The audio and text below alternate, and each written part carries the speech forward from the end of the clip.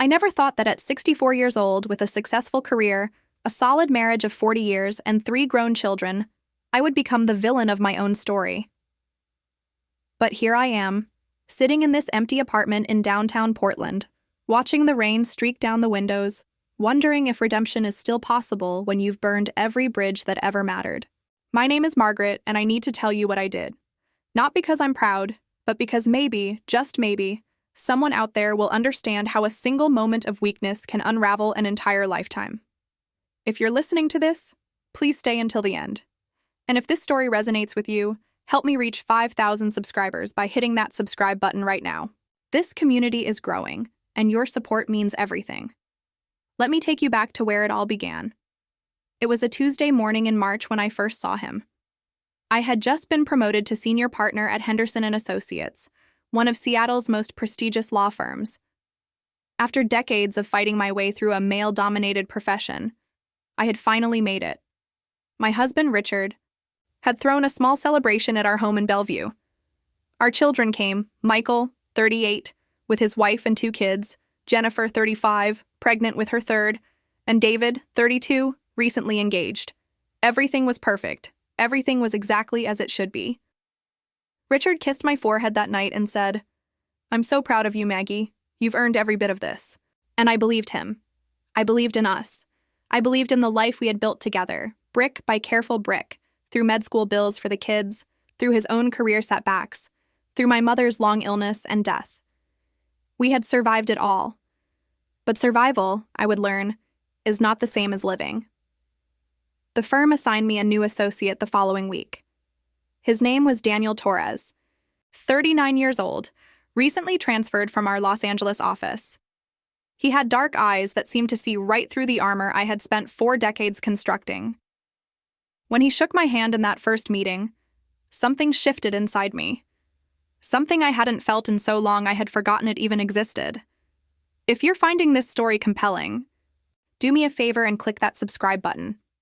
We're working toward 5,000 subscribers, and every single one of you matters. Your support keeps this channel alive. I told myself it was nothing. I was a professional. I was a grandmother, for God's sake. But over the next few weeks, I found myself looking forward to our case meetings.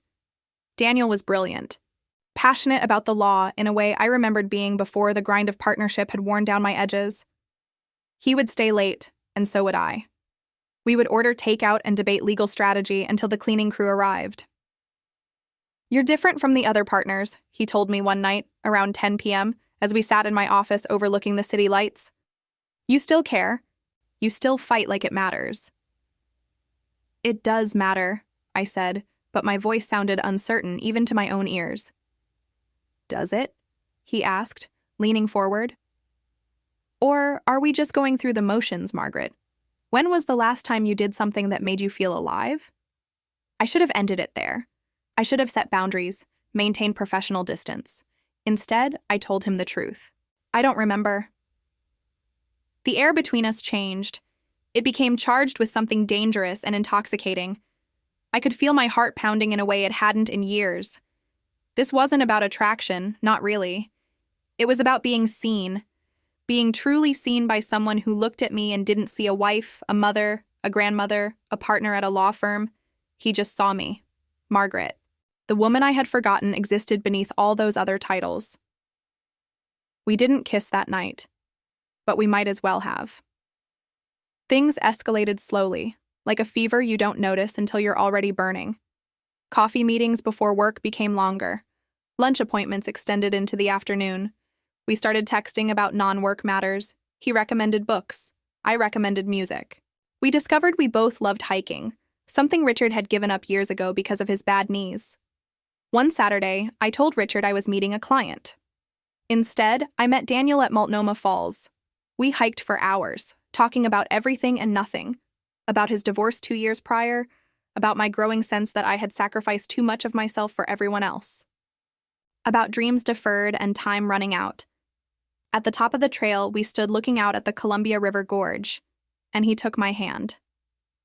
"I know this is complicated," he said.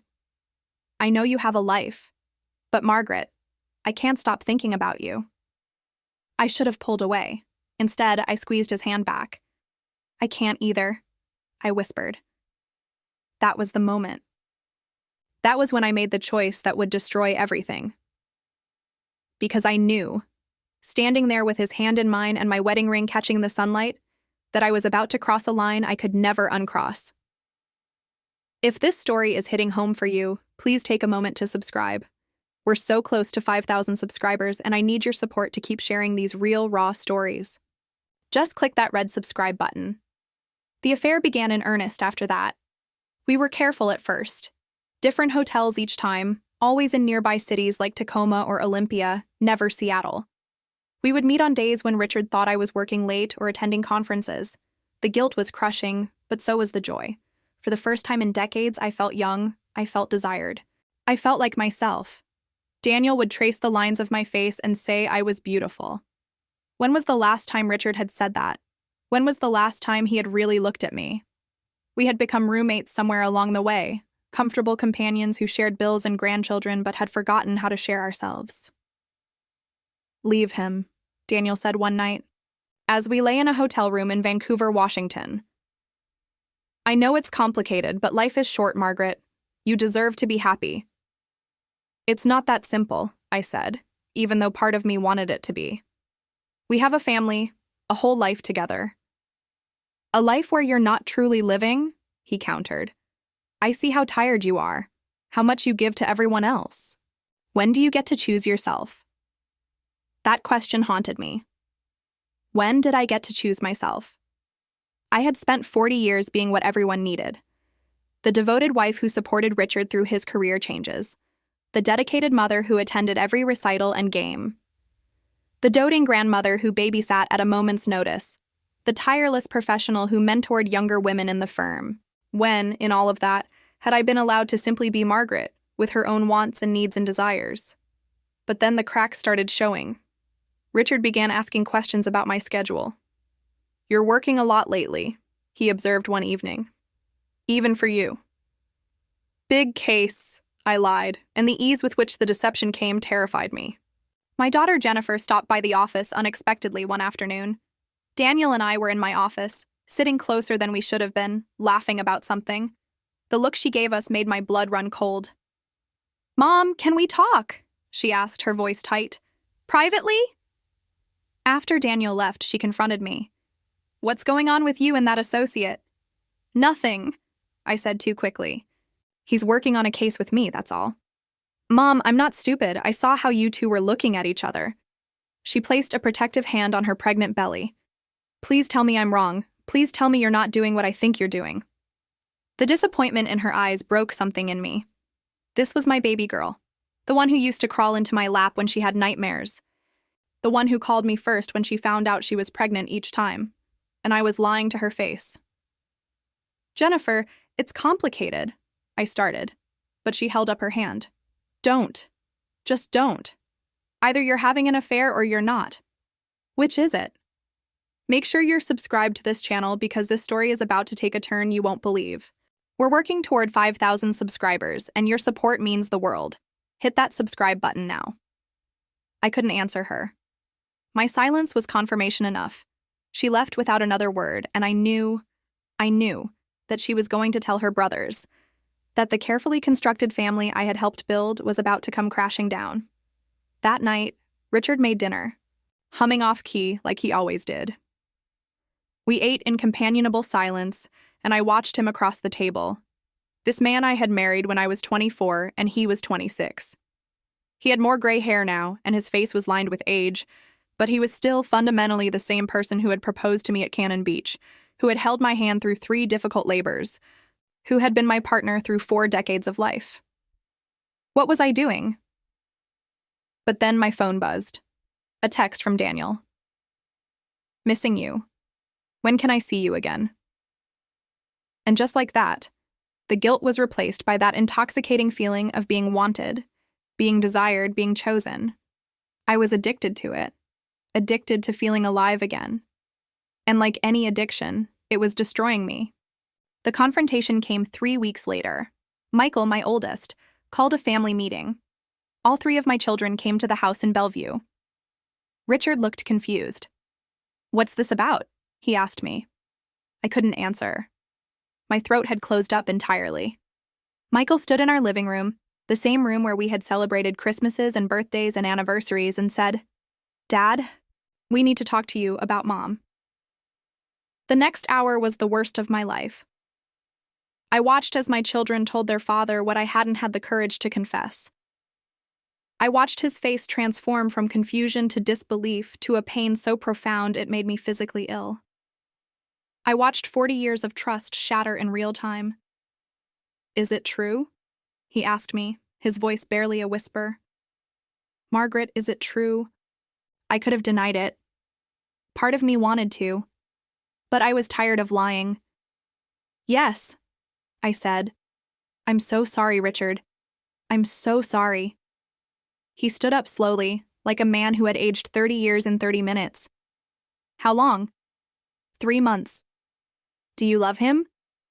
That was the question I hadn't been able to answer, not even to myself. Did I love Daniel? Or did I love how he made me feel? "I don't know," I whispered. "Get out," Richard said, not yelling. That would have been easier. This was quiet, final. "I can't look at you right now. Please just get out." My children stared at me with varying degrees of shock and betrayal. Jennifer was crying. Michael looked furious. David just looked lost, like he couldn't reconcile the mother he knew with the woman standing before him. I left. I packed a bag, and I left the home I had lived in for 35 years, the home where I had raised my babies and celebrated milestones and built a life. I checked into a hotel and called Daniel. "It's over," I told him. "Everything's blown up. They know. Come to me," he said. "We can finally be together. Isn't this what we wanted?" Was it? Was destroying my family what I had wanted? In that moment, I wasn't sure anymore. I need you to help this channel grow. If this story is keeping you engaged, hit that subscribe button. We're so close to 5,000 subscribers, and each one of you brings us closer to that goal. Subscribe now and be part of this community. I went to him anyway.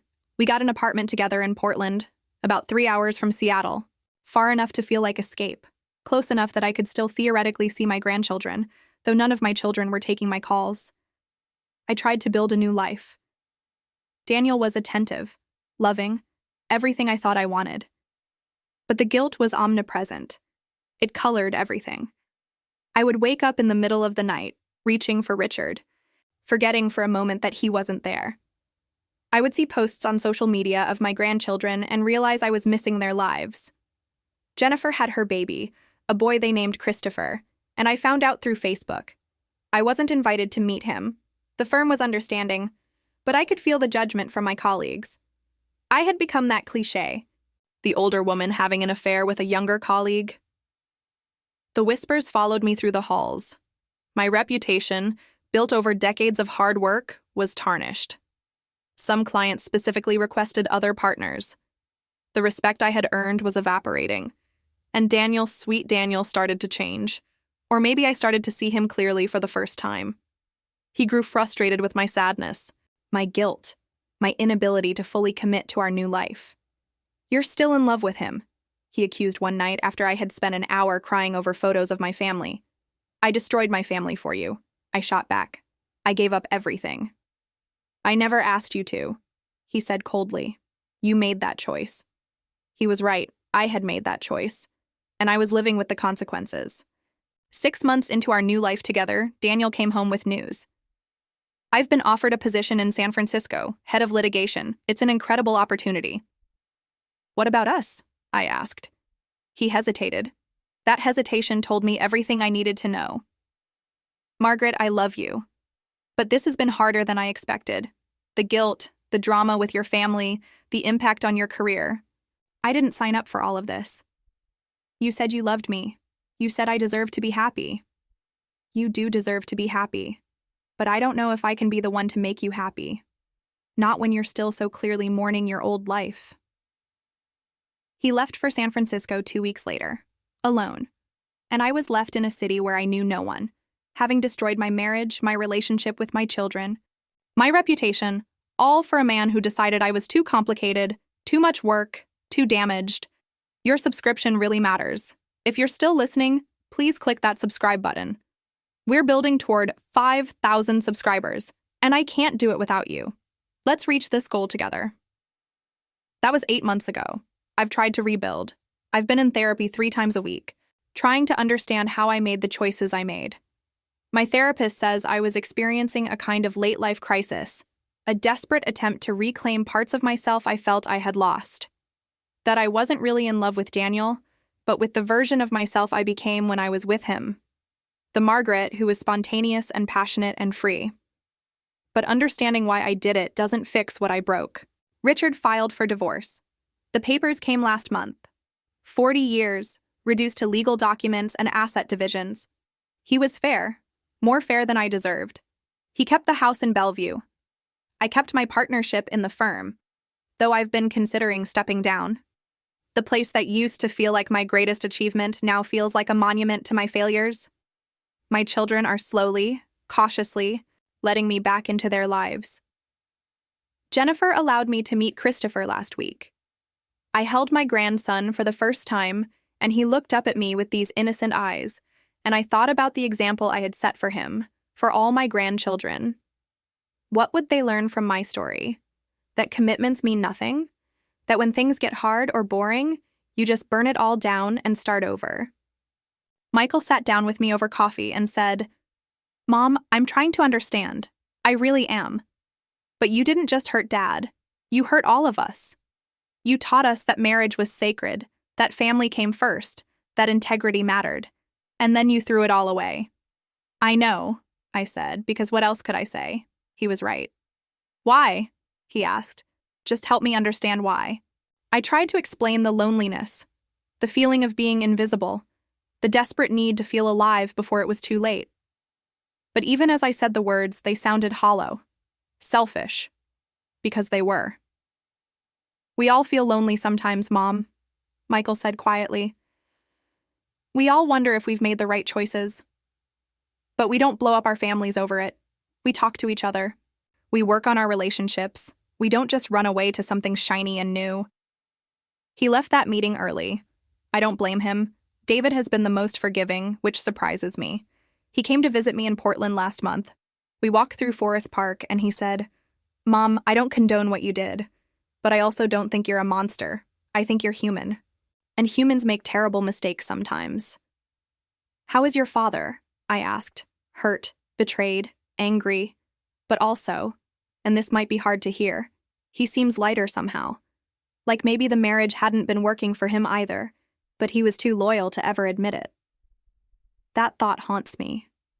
Had we both been unhappy? Had we both been going through the motions for years? Staying together out of obligation rather than love? Did my betrayal, as devastating as it was, free us both from a marriage that had run its course? Or am I just trying to rationalize the unforgivable? Please, if you've made it this far, click that subscribe button. We're working so hard to reach 5,000 subscribers. Your support keeps these stories coming. Subscribe now and join our growing community. I saw Richard 2 weeks ago. We had to sign some final divorce papers, and our lawyers suggested we meet to discuss the settlement details in person. We chose a coffee shop in Olympia, halfway between our 2 cities, neutral territory. He looked good, healthier than I'd seen him look in years. He'd lost weight, started running again, something he'd given up decades ago. There was a sadness in his eyes when he looked at me, but also something else. Peace, maybe. "How are you, Maggie?" he asked, using the nickname he'd called me for 40 years. "Lost," I admitted. "Trying to figure out who I am and what I want." "You?" "Better than I expected to be," he said. "I won't lie. This has been the hardest thing I've ever gone through. But my therapist says that sometimes destruction is necessary for rebuilding. Maybe we both needed this to become who we're meant to be." "Do you hate me?" I asked. He considered this carefully. "No, I'm angry and I'm hurt, and I don't know if I'll ever fully understand why you did what you did. But hate? No. You were my partner for too long for that. You're the mother of my children. We built a life together and it was mostly good. This ending doesn't erase that. I'm sorry, Richard. I'm so profoundly sorry. I know you are, but sorry doesn't change anything, does it?" We signed the papers. Our marriage officially ended in a coffee shop in Olympia, Washington, with the scratch of pens on legal documents. 40 years, over. As he stood to leave, he paused. Maggie, can I ask you something? Was I really so terrible? Did I ignore you so much that this was the only option? No, I said honestly. You weren't terrible. You were good. Maybe that's part of the problem. Everything was just good, safe, predictable, and I thought I needed more. I thought I was dying inside from the sameness of it all, but now I wonder if what I had was exactly what I should have cherished. He nodded slowly. I wish you had talked to me before. Maybe we could have fixed it. Maybe, I agreed. I'll never know now. He left, and I sat there for another hour staring at my coffee, wondering if I had just made the biggest mistake of my life or if walking away was always inevitable. Here's the thing nobody tells you about burning down your life. You don't rise from the ashes like a phoenix. You just sit in the ash for a while, covered in soot, wondering what the hell you were thinking. There's no glory in it, no triumph, just loss and regret and the slow, painful work of trying to become someone you can live with. I'm still doing that work. Every day I wake up in this apartment in Portland, and I make a choice to keep going, to keep trying, to find meaning in the wreckage. I volunteer at a legal aid clinic now, helping people who can't afford representation. It's the first time in years that my work has felt purposeful. I'm not the senior partner with the corner office anymore. I'm just Margaret, a lawyer who made catastrophic personal choices, but who still knows how to help people navigate the legal system. I've started painting, something I used to love before law school consumed my life. I'm terrible at it, but it doesn't matter. It's mine. This small thing that I do just for me, not for approval or advancement or anyone else's expectations. I'm learning to be alone. Not lonely, but alone. To sit with myself and not need someone else to validate my existence. It's harder than you might think, especially at 64, when you've been part of a we for most of your adult life. If you're still with me on this journey, I need you to subscribe. Hit that red subscribe button and help us reach 5,000 subscribers. Your support means everything, and it helps me know I'm not alone in sharing these difficult, complicated stories. My grandchildren are slowly warming up to me. Jennifer brings Christopher by once a month now. We don't talk about what happened. We just sit together, and I hold my grandson, and she tells me about her life. It's not much, but it's something. Michael still keeps his distance, though he sends occasional text messages updating me on the family. David has dinner with me every few weeks. He's getting married next spring. He asked if I would come to the wedding, but that he'd understand if his father would prefer I didn't. I don't want to cause problems, I told him. Mom, you're my mother. Whatever else happened, that doesn't change. I want you there. But I also need to respect Dad's feelings. I told him I'd wait to hear what Richard wanted, putting someone else's needs before my own for once, even though it kills me to potentially miss my son's wedding. The question I keep asking myself, the one that wakes me up at night, is this. If I could go back, knowing what I know now, would I make different choices? The honest answer is I don't know. I don't know if that makes me a terrible person or just a human one. Part of me, the part that's still bruised and aching from the loss, says yes, of course, I would do everything differently. I would talk to Richard. I would suggest marriage counseling. I would find healthier ways to address my own crisis of identity and purpose. I wouldn't blow up my entire life for a few months of feeling alive. But another part of me, the part that's starting to discover who Margaret really is beneath all the roles she's played, wonders if I needed this destruction to find myself. If I would have ever had the courage to change without the catalyst of disaster. If sometimes you have to lose everything to figure out what actually matters. Does that justify what I did? Absolutely not. The pain I caused my family, especially Richard, is inexcusable. The betrayal of trust, the lies, the selfishness of my choices, none of that can be rationalized away by personal growth. But it's also true that I'm a different person now than I was a year ago. More honest, at least with myself. More aware of my own capacity for self-deception and rationalization. More humble about my own righteousness. more compassionate toward others who make terrible choices, because I understand now how easy it is to convince yourself that wrong is right when you're desperate enough. Daniel reached out last month. He's engaged to someone he met in San Francisco, a woman closer to his own age. He wanted me to know. He said he hopes I've found peace, that he's sorry for his role in everything that happened, that he thinks about me sometimes and hopes I'm doing okay. I didn't respond. What would I say? That I'm not okay? That I'm figuring it out? That I regret meeting him? I don't even know if that last one is true. Maybe I regret the choices we made, but I can't bring myself to regret feeling alive, even if it was temporary, even if it came at a devastating cost. My therapist says I'm still processing. That healing from this level of self-inflicted trauma takes years, not months. That I need to forgive myself eventually, even if others never do. But how do you forgive yourself for destroying the people you love most? How do you live with being the villain in your own story? These are questions I'm still wrestling with. Before we wrap up, I need you to do something for me. Subscribe to this channel.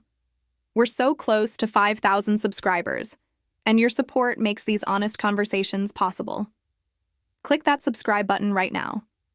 So here I am, 64 years old, divorced, semi-estranged from my children, living alone in a city where I have no roots, trying to figure out what the rest of my life looks like. Some days are better than others. Some days I wake up and feel hopeful about the future, about the possibility of reinvention.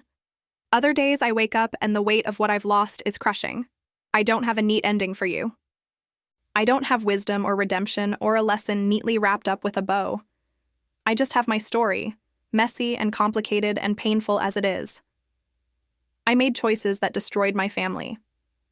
I prioritized my own desires over the people who depended on me.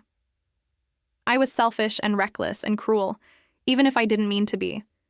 But I'm also still here, still trying, still hoping that maybe, somehow, there's a path forward. That maybe my children will fully forgive me someday. That maybe I'll find purpose and meaning in this new life I've been forced to build. That maybe I can become someone worth respecting again, even if it's just in my own eyes. Richard is dating someone I heard through David, a woman he met at his running club. She's 59, a widow, kind and uncomplicated. I felt a pang of jealousy when I heard, but also something else. Relief, maybe, that he's moving on, that he's finding happiness again, that I didn't permanently break him. I'm not dating. I can't imagine being with someone else right now. I need to learn to be whole on my own before I can even think about that. Besides, what would I even say on a first date? Hi, I'm Margaret. I destroyed my 40-year marriage for an affair that lasted less than a year, and my children barely speak to me. Want to get coffee? Not exactly an attractive proposition. Sometimes I drive back to Seattle. I park across from my old house in Bellevue, the one where I raised my children, where I celebrated anniversaries and Christmases and ordinary Tuesdays. I watch the lights come on in the evening, and I imagine Richard inside, living his life without me. Sometimes I cry. Sometimes I just sit there, numb. Then I drive back to Portland and try to remember that I chose this, every bit of it. The firm has been patient with me, but I know my days as senior partner are numbered. My partnership stake will be bought out eventually, and I'll transition to a smaller role or leave entirely. It's probably for the best. I need a fresh start professionally as much as personally. Maybe I'll do more work with legal aid. Maybe I'll start my own small practice. Maybe I'll do something completely different. At 64, I have maybe 10 good working years left.